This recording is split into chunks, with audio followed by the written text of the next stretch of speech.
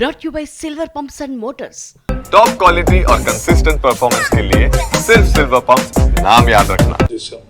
సరే ఏం చేసినా అంతిమంగా మా అందరి ఆలోచన ఆశ ఒకటే, ఈ రాష్ట్రానికి కేంద్ర ప్రభుత్వం నుంచి రావాల్సిన నిధులు రావాలి, రావాల్సిన ప్రాజెక్టులు రావాలి, రావాల్సినటువంటి ఇతరత్ర సహాయ సహకారాలు అందాలి. ఆ సహాయ సహకారాలు, నిధులు, వ్యవస్థలు, ఆ సంస్థలు అన్నీ రాకుండా పోవటం వల్ల పెద్ద ఎత్తున మనం నష్టపోతున్నాం. కాబట్టి రాజకీయాలకు అతీతంగా ఈ రాష్ట్రంలో పార్లమెంట్లో ప్రాతినిధ్యం వస్తున్న గౌరవ పార్లమెంట్ సభ్యులందరూ కూడా రాష్ట్ర ప్రయోజనాలు ఇచ్చేనా అందరూ ఏకం కావాల్సినటువంటి అవసరం ఉంది.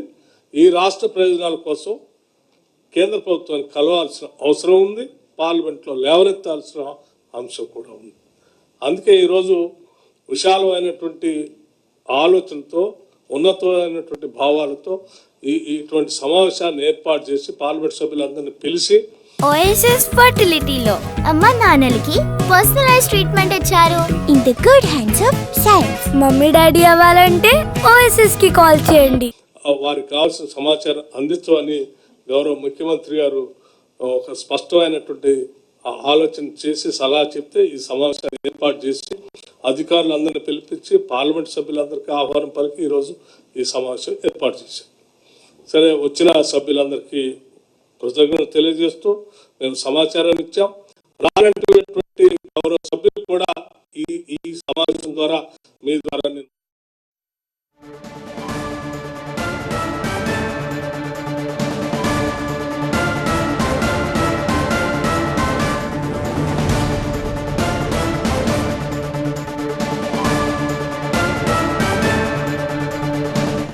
అది ఎంపీలతో మీటింగ్ తర్వాత డిప్యూటీ సీఎం భట్టి మాట్లాడుతున్నారు. ప్రధానంగా కేంద్రం నుంచి రాష్ట్రానికి రావాల్సిన నిధులు, రాష్ట్ర అభివృద్ధి కోసం కేంద్రం అందించే సాయం, దీనికి సంబంధించే ఇవాళ సమావేశంలో చర్చించాం.